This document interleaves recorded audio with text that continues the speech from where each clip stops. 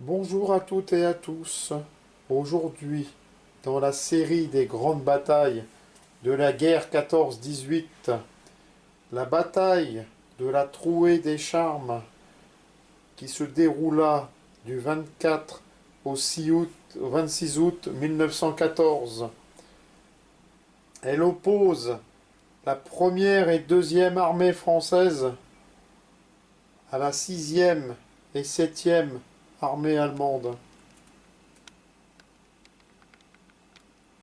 Le 22 août, les troupes allemandes se mettent en mouvement avec pour objectif le Grand Couronné et Lunéville, et d'autres troupes débouchent de Thonon et des cols des Vosges qui ont pour objectif la ligne de la Mortagne et la forêt de Charmes, où elle compte prendre les forces françaises à revers qui défendent la Trouée des Charmes.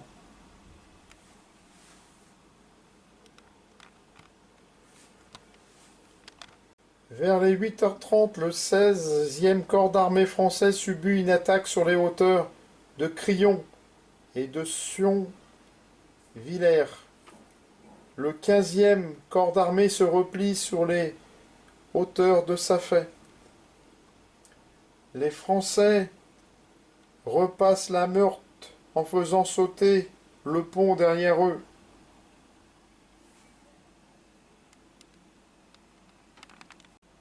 Après des attaques et contre-attaques, Lunéville est déclarée ville ouverte le 23 à 14h. Le 23 août, l'armée allemande émet un communiqué de victoire.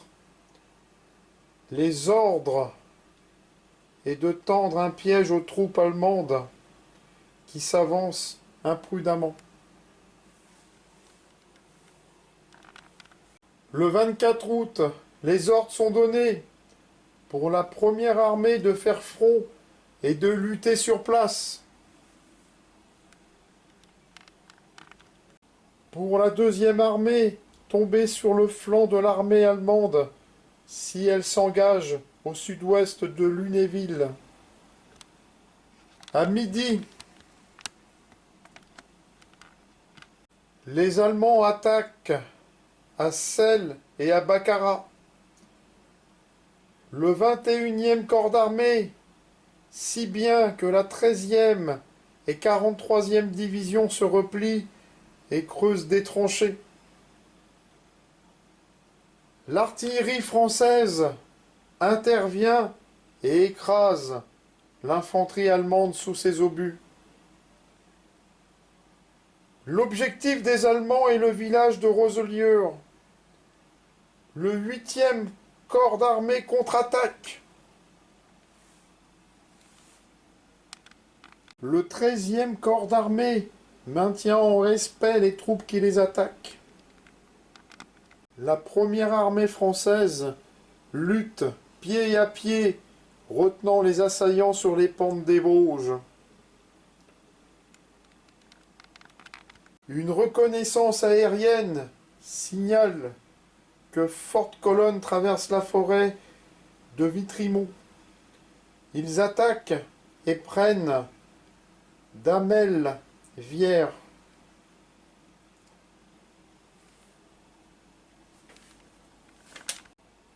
Castelnau prend la décision. Il attaquera qui défile devant lui.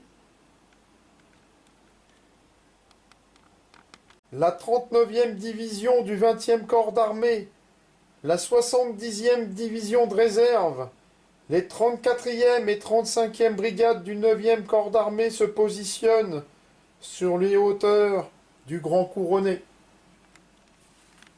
Alors de violents combats s'engagent.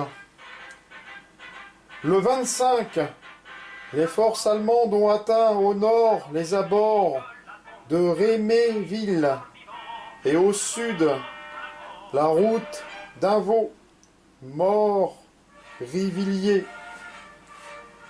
Combat à l'Invaux où le 16e corps d'armée y pénètre.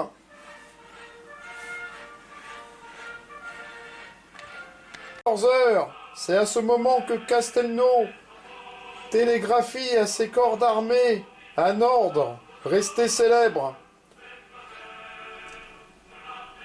En avant, partout, à fond. Son armée tout entière s'ébranle. Les Allemands résistent avec vigueur, mais finissent par céder. Et le 16e corps d'armée est maître de Roselières. Le 15e corps d'armée est arrêté aux portes du Mont sur Meurthe. Le 8e corps d'armée a regagné le terrain perdu.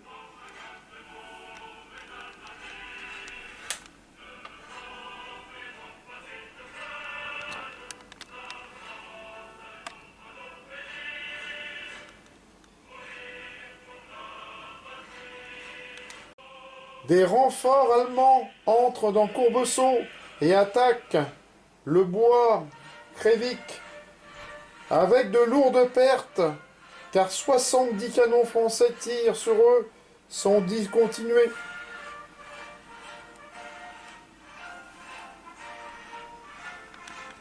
Le 26 août, le 8e corps d'armée occupe en fin de journée le front Clézantaine, Bois de Feuille.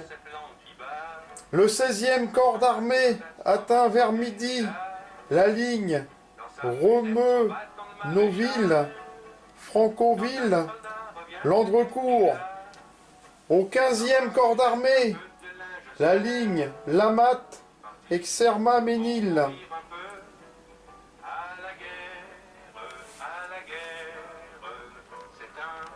La 30e division attaque Mont-sur-Meurthe et s'en empare. Le 20e corps d'armée atteint en fin de journée la ligne Fezandry-Frascati, Tuxville, Mex, Bois de Crévic.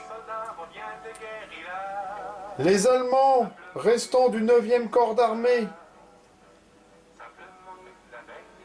la région Rémé, Réville, Courbesault.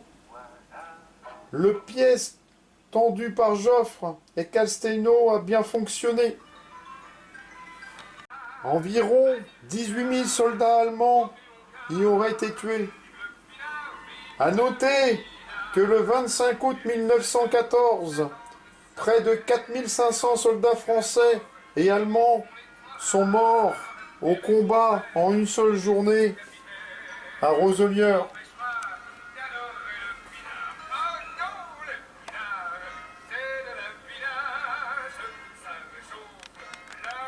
La bataille de la Trouée de Charmes restera comme la première victoire de l'armée française de ce conflit.